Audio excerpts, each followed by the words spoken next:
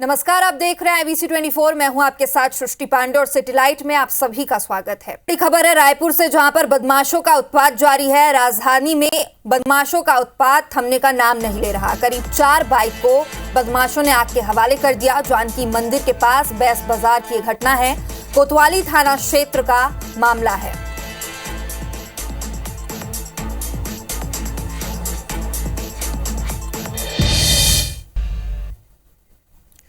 RTO के पूर्व constable Saurabh Sharma मामले में प्रवर्तन निदेशालय की भी एंट्री हो गई है। ईडी ने सौरभ और उसके सहयोगी चेतन गौर के खिलाफ पीएमएलए यानी धन शोधन निवारण अधिनियम के अंतर्गत ECIR दर्ज की है।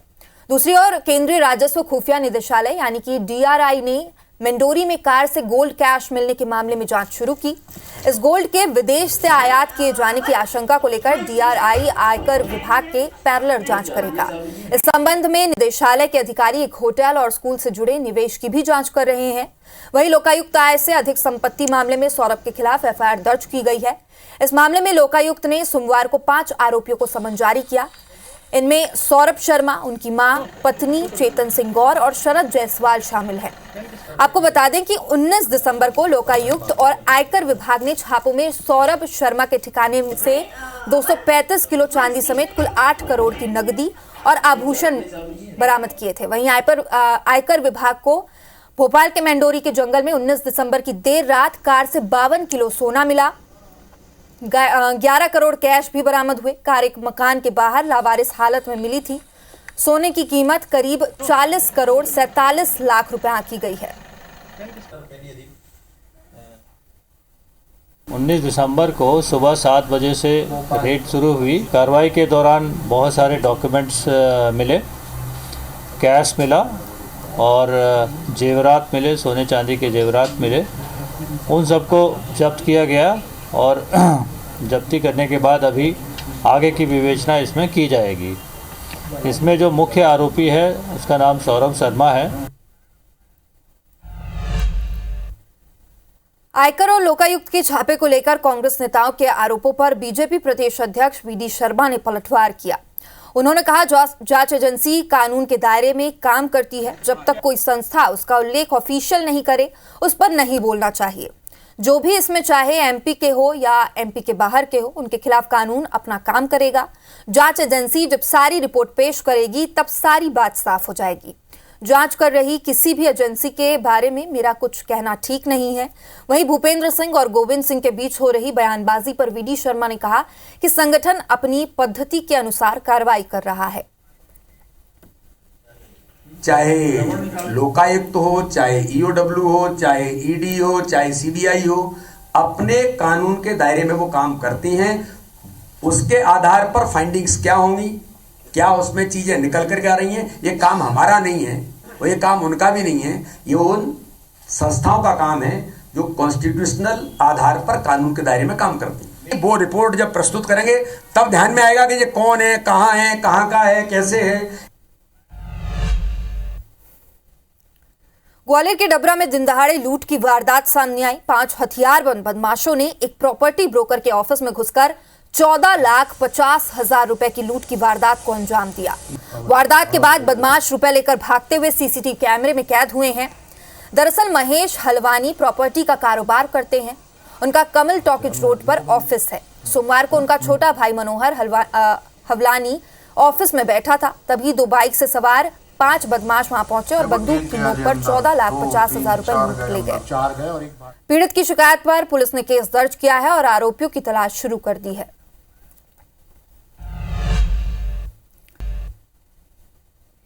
अब बात करेंगे दूसरी खबर की। CM साय नई दिल्ली के होटल ताज में आयोजित इन्वेस्टर्स कनेक्ट मीट में शामिल हुए और देश के प्रमुख उद्योगपतियों और निवेशकों को छत्तीसगढ़ में निवेश के लिए न्योता दिया। कार्यक्रम में उन्होंने राज्य की नई औद्योगिक नीति 2024-30 की जानकारी साझा की। कार्यक्रम में शामिल हुए प्रमुख उद्योगपतियों से छत्तीसगढ़ सरकार को 15,184 करोड़ के निवेश प्रस्ताव भी मिला है। निवेशकों को संबोधित करते हुए CM साय ने कहा कि छत्तीसगढ़ निवेशों के लिए असीम संभावनाओं वाला राज्य है। सरकार की नई औद्योगिक नीति उद्योगों को कर, भूमि और बिजली से छूट की सुविधाएं देती है। ये नीति न सिर्फ उद्योगों की स्थापना बल्कि रोजगार सृजन पर भी जोर देती है। सीएम साय ने बताया कि नई औद्योगिकी नीति में विशेष सब्सिडी और प्रोत्साहन पैकेज भी शामिल है। छत्तीसगढ़ में कृषि, खाद्य प्रसंस्करण, ऊर्जा, खनन और विनिर्माण जैसे क्षेत्रों में अपार संभावनाएं हैं। छत्तीसगढ़ आप लोग आइए, वहां पर इन्वेस्ट करिए। आप लोगों के सहयोग के लिए हर तरह की जो सुविधा है, सिंगल विंडो सिस्टम से लेकर सब आप लोगों को बता ही दिए हैं। पूरी टीम आप लोगों के सहयोग के लिए 24 घंटे तैयार रहेगी और सरकार के तरफ से बिल्कुल सहयोग जो भी होगा वो 24 घंटा मिलेगा। लोकसभा शीतकालीन सत्र के दौरान केंद्रीय गृह मंत्री अमित शाह के संविधान निर्माता बाबा साहब अंबेडकर पर दिए गए बयान को लेकर कांग्रेस इन दिनों पूरे देश में धरना प्रदर्शन कर रही है। छत्तीसगढ़ के राज्यसभा सदस्य रंजीत रंजन और पूर्व गृह मंत्री ताम्रध्वज साहू ने रायपुर में प्रेस कॉन्फ्रेंस की। उन्होंने कहा कि केंद्रीय गृह मंत्री जब तक माफी नहीं मांगते और इस्तीफा नहीं देते तब तक कांग्रेस चुप नहीं बैठेगी।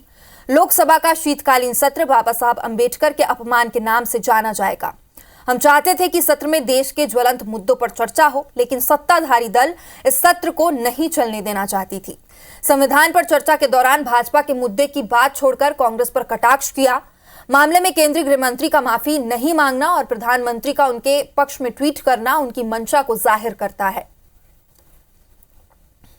कि मंशा संविधान के लिए और बाबा साहब के लिए, जो संविधान निर्माता उनके लिए क्या थी, वो तो सदन के भीतर दिख गई। तो उनकी नीयत में हमेशा से खोट था, संविधान के लिए भी और बाबा साहब के लिए भी। माफ़ी तो भाजपा को माननी चाहिए, प्रधानमंत्री को अपने होम मिनिस्टर का इस्तीफा लेना चाहिए। हम लोग चाहते हैं कि होम मिनिस्टर साहब इस्तीफा दे, क्योंकि बाबा साहब का अपमान ये देश नहीं सहे। इधर बीजेपी प्रदेश अध्यक्ष वीडी शर्मा ने प्रदेश बीजेपी कार्यालय में प्रेस कॉन्फ्रेंस कर कांग्रेस और पूर्व सीएम दिग्विजय सिंह पर जमकर हमला बोला। उन्होंने कहा कि दिग्विजय सिंह झूठ परोसने का प्रयास कर रहे हैं। कांग्रेस में आज भी अंग्रेजों के जीन्स हैं। उन्होंने कांग्रेस पर फूट डालकर राज करने का आरोप लगाया है। वीडी शर्मा ने कहा कि यूपीए 2 के शासन के दौरान 2012 में एनसीईआरटी की किताब में एक चित्र में पंडित नेहरू को बाबा साहब अंबेडकर को कोड़े मारते दिखाया गया था।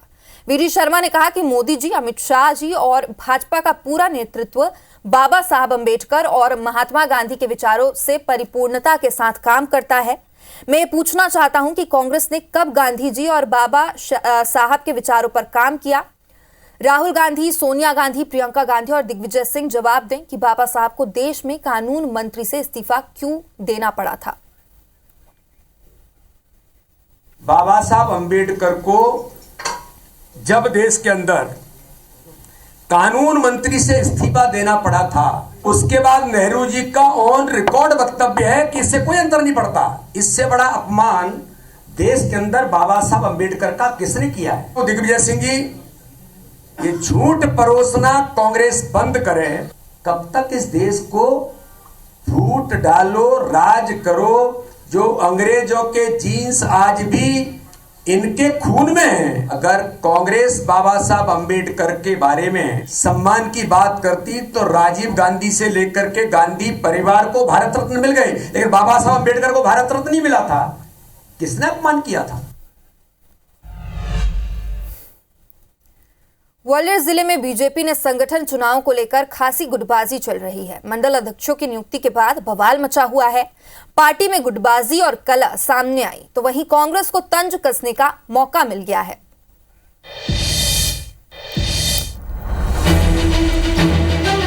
लंबे इंतजार के बाद बीजेपी अपने मंडल अध्यक्षों की नियुक्ति कर रही है, लेकिन उसमें भी विरोध के स्वर देखने को मिल रहे हैं। डबरा, भीतरबार के बाद अब ग्वालियर शहर के मंडल अध्यक्षों की नियुक्ति पर बवाल हो रहा है। दरअसल विवेकानंद मंडल में पहले संघ समर्थक नरसिंह राठौड़ के नाम की घोषणा हुई थी, लेकिन बाद में पार्टी ने सिंधिया समर्थक अमर कुटे को मंडल अध्यक्ष नियुक्त कर दिया, जिससे नरसिंह राठौड़ के समर्थक और राठौड़ समाज विरोध में उतर आया। बीजेपी सांसद भारत सिंह कुशवाहा ने भी विरोध किया, जबकि बीजेपी जिलाध्यक्ष का कहना है कि विचार विमर्श कर कुटे को मंडल अध्यक्ष बनाया गया है। नरसिंह राठौड़ को मंडल अध्यक्ष बनाया गया था, किसी कारणों से उन्हें कल हटा दिया गया है और हमारा सिर्फ ये कहना है, एक तो उनको पुनः बहाल किया जाए, अन्यथा ऐसा नहीं करेगी भारतीय जनता पार्टी तो हम उसका विरोध करेंगे। जब निर्वाचन का कार्य चल रहा हो तो सामूहिक तौर पे जो घोषणा होती है पर उसके बाद हटाने की प्रक्रिया नहीं होनी चाहिए। अगर कोई विशेष गंभीर शिकायत है तो उस पर विचार करना। ऐसा विचार किया कि नरसिंह जी की जगह दूसरे को अमर कुंठे जी को मंडल अध्यक्ष बनाया जाए। जो इनकी भावना है उनको मैं माननीय प्रदेश अध्यक्ष जी को पहुंचाऊंगा। भाजपा को ग्वालियर में अपने 17 मंडलों में अध्यक्ष नियुक्त करना है, लेकिन काफी उठापटक और संघर्ष के बाद भाजपा अभी तक सिर्फ 13 पर ही अपने मंडल अध्यक्ष घोषित कर पाई है। 4 मंडल अध्यक्षों के नाम पर टकराव ही चल रहा है। चीमक मंडल में जितेंद्र सुमन का कार्यकर्ता इसलिए विरोध कर रहे हैं क्योंकि वो पूर्व में बसपा में थे। पिछोर मंडल में युवा मोर्चा के मंडल अध्यक्ष नवल सिंह राणा नवनियुक्त मंडल अध्यक्ष मंगल सिंह राणा की उम्र को ज्यादा बता रही हैं। डबरा विधानसभा के नगर मंडल में भी नियुक्ति नहीं हो पा रही है क्योंकि पूर्व गृह मंत्री नरोत्तम मिश्रा अपने समर्थक भीकम साहू या वीरेंद्र शर्मा को चाहते हैं, तो पूर्व मंत्री मरती देवी के खेमे से जिला मंत्री ट्विंकल पाठक का नाम चल रहा है। वहीं वर्तमान विधानसभा अध्यक्ष नरेंद्र सिंह तोमर के खेमे से अरुण पचौरी और जितेंद्र डोंगरे का नाम भी चर्चा में है, इसलिए नियुक्ति नहीं हो पा रही है। इधर मंडल अध्यक्षों को लेकर हो रहे बवाल पर पूर्व नेता प्रतिपक्ष डॉक्टर गोविंद सिंह ने बीजेपी पर तंज कसा है। भारतीय जनता पार्टी के राजनेता सत्ता के मद में मदान हो चुके हैं। अब उनको पैसा, धन दौलत, व्यापार धंधा प्रदेश की जनता का हित न देखकर अपना हित देख रहे हैं। बहरहाल ग्वालियर चंबल अंचल में पहली बार ऐसा हो रहा है जब मंडल अध्यक्ष को लेकर खुलकर उसी पार्टी के कार्यकर्ता बगावत कर रहे हैं। अब देखना होगा कि ये बगावती सुर शांत होंगे या और भड़केंगे। जगदलपुर के लोहंडीगुंडा में मंडल अध्यक्ष की कुर्सी नहीं मिलने पर दावेदार समर्थकों में खासी नाराजगी देखी जा रही है। नाराज दावेदार के समर्थकों ने बीजेपी कार्यालय में ताला जड़ दिया। बता दें कि बीजेपी ने 12 मंडलों में से 11 मंडलों में अध्यक्षों की नियुक्ति कर दी, जिसमें मंगतू कश्यप को मंडल अध्यक्ष बनाया गया है, जिससे नाराज पूर्व जनपद अध्यक्ष चंद्रभान कश्यप ने समर्थकों ने बीजेपी कार्यालय में ताला जड़ दिया और साथ ही ये भी लिख दिया कि बिना अनुमति के इसे न खोला जाए। इससे पहले रायशुमारी के दौरान ज्यादातर लोगों ने चंद्रभान कश्यप का नाम लिया था, लेकिन उसके बाद पार्टी ने मंगलू के नाम पर मुहर लगा दी। मंगतू मौजूदा विधायक और बस्तर सांसद का करीबी बताया जा रहा है।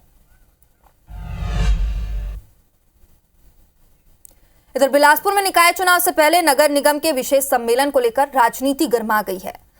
पार्षदों ने मेयर से विशेषाधिकार का प्रयोग करते हुए नगर निगम का विशेष सम्मेलन बुलाने की मांग की। कांग्रेस पार्षदों की माने तो लंबे समय से सामान्य सभा का आयोजन नहीं हुआ है, जिससे वार्डों की समस्याओं का निराकरण नहीं हो रहा है। मेयरों का कहना है कि पहले भी सभापति और निगम आयुक्त को पत्राचार किया गया था, लेकिन सत्ता परिवर्तन के बाद इस पर ध्यान नहीं दिया गया। पार्षदों की इस मांग को लेकर विपक्ष भी मुखर हो गया है। चुनाव से पहले भाजपा इसे कांग्रेस का सियासी स्टंट बता रही है। उपनेता प्रतिपक्ष का कहना है कि कांग्रेस पूरे 5 साल सामान्य सभा को लेकर सोई रही। अब जब निकाय चुनाव करीब है, कांग्रेस अपनी नाकामी पर पर्दा डालने के लिए विशेष सम्मेलन करा रही है। 2 दिन पहले ये जानकारी मिली है कि 34 पार्षदों ने मेरे नाम से पत्र लिखा है सामान्य सभा बुलाने का। मैं आयुक्त महोदय को बोलूँगा कि वो विशेष सम्मेलन 3 दिन के अंदर आहूत करें। जो सामान्य सभा होनी थी वो नहीं हो पाई, लेकिन महापौर को एक अधिकार है। हम लोगों ने 1/3 बहुमत चाहिए। हम लोगों ने सभी पार्षदों ने महापौर को लिख के दिया है कि आप चुनाव जो नगर निगम का कार्यकाल खत्म होने से पहले 3 दिन के अंदर आप जो है इसका सामान्य सभा बुलाइए, विशेष सम्मेलन बुलानी, जो कि अधिकार है। पार्षदों की अवमानना की गई, पार्षद अपनी बात नहीं रख पाते थे। ये 5 साल जो कांग्रेस का शासन रहा है, महापौर और सभापति महोदय ने सामान्य सभा नहीं कराया। अब जब देख रहे हैं कि चुनाव का समय आ गया, तब ये विशेष सम्मेलन, विशेष सत्र बुलाने का प्रयास करके ये जनता को धोखा देना है। इधर राजधानी भोपाल में शिक्षक अभ्यर्थी आंदोलनरत हैं। परीक्षा हो चुकी है, लेकिन भर्ती नहीं हो पा रही है। ऐसे में अभ्यर्थियों ने सरकार के खिलाफ आंदोलन छेड़ दिया है।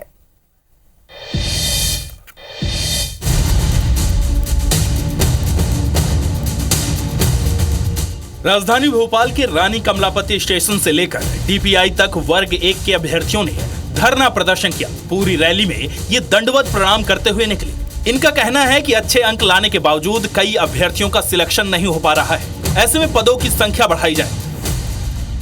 हमारी मांगे हैं कि हम 20,000 पदों की वृद्धि के लिए मांग कर रहे हैं। शिक्षकों से व्यवस्था को चलाई जा रही है, लेकिन जो परीक्षा दो परीक्षा पास है, चयनित है और वो मेरिट लिस्ट में है, तो उनको क्यों आप अपना अधिकार नहीं दे रहे? हमने पहले भी कई साल आंदोलन किए, लेकिन अभी तक सरकार की तरफ से कोई ठोस आश्वासन नहीं मिला। आज हम दंडवत होते हुए आए हैं। हो सकता है अगला आंदोलन हम उज्जैन में मुख्यमंत्री जी के गृह जिले में करें।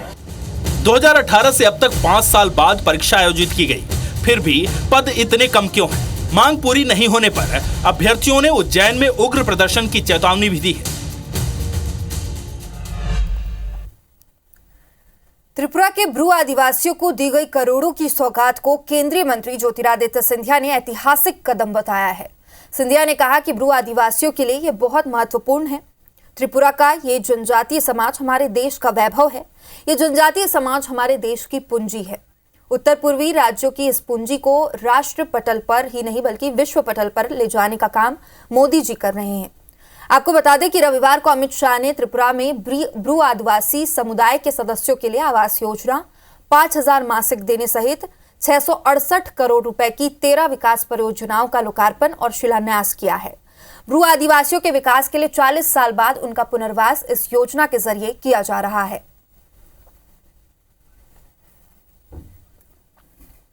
बहुत महत्वपूर्ण है। हमारे जनजातीय समाज देश का वैभव है और मैं मानता हूं कि जो एक तरीके से एक पूंजी है देश की हमारे उत्तर पूर्वी राज्यों में, उस पूंजी को केवल राष्ट्र पटल पर नहीं पर प्रधानमंत्री जी विश्व पटल पर निखारेंगे और उसी तारतम्य में ये कदम लिया गया है। वर्ल्ड क्लास स्कूल में शुमार छत्तीसगढ़ के NH गोयल वर्ल्ड स्कूल का वार्षिकोत्सव ग्रैंड वे में संपन्न हुआ। अभिव्यक्ति नाम से आयोजित होने वाले वार्षिकोत्सव की हर साल अलग अलग थीम होती है। इस साल थीम अभिनेता पद्मश्री अनुपम खेर की मौजूदगी में अभिव्यक्ति 2024 का आयोजन हुआ। इस दौरान अनुपम खेर ने स्कूल के उत्कृष्ट बच्चों को अवार्ड दिया और अपने अनुभव बच्चों के साथ शेयर किए।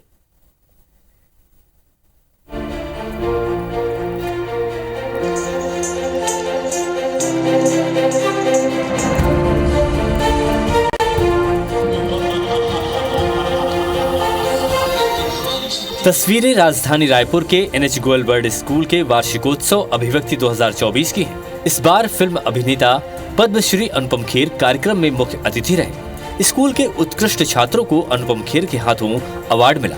इस दौरान अनुपम खेर ने अपने स्कूल टाइम के एनुअल डे को याद करते हुए बच्चों से अपने अनुभव साझा किए। उन्होंने कहा कि अपने मन से फेल्योर का डर निकाल दें, सारा टेंशन खत्म हो जाएगा। जैसे यहाँ पर स्टूडेंट्स अनाउंसमेंट कर रहे थे, it always reminds me of my childhood days. और 9th स्टैंडर्ड में पढ़ता था तो मेरे पिताजी ने मेरे मन से फेलियर का डर भी निकाल दिया था। Failure is an event, never a person. Person never fails, event fails. मुख्य अतिथि की मोटिवेशनल स्पीच के बाद स्कूली छात्र छात्राओं की प्रस्तुतियों का शानदार दौर शुरू हुआ। छात्रों ने शिव स्तुति और महिषासुर वध को बेहद खूबसूरती से पेश किया। इससे पहले नृत्यांजन सिम्फनी ऑफ डांस के आयोजन में अनुपम खेर का स्वागत स्कूली बच्चों ने बैंड के साथ मार्च पास्ट करते हुए किया। फिर अनुपम खेर ने बच्चों द्वारा लगाई गई प्रदर्शनी का अवलोकन किया। मौके पर गोयल ग्रुप के मैनेजिंग डायरेक्टर नरेंद्र गोयल ने शाला के बढ़ते कदम के रूप में खेलो इंडिया मुहिम के तहत NH गोयल वर्ल्ड स्कूल के चुने जाने की घोषणा की। आज बच्चों को हम इतना लग्जरी और इतना ब्रांडेड और इतना हम उनकी लाइफ स्टाइल का बहुत ही ज़्यादा लग्जरी कर दी है, तो वो हमें उनको योद्धा बनाना है। हमें अभिव्यक्ति 2024 में छात्र छात्राओं की रंगारंग प्रस्तुति आकर्षण का केंद्र है। छात्रों की ओर से तैयार डांस गीतों के कार्यक्रम ने 4 चांद लगा दिए। राजेश मिश्रा, IBC 24, रायपुर।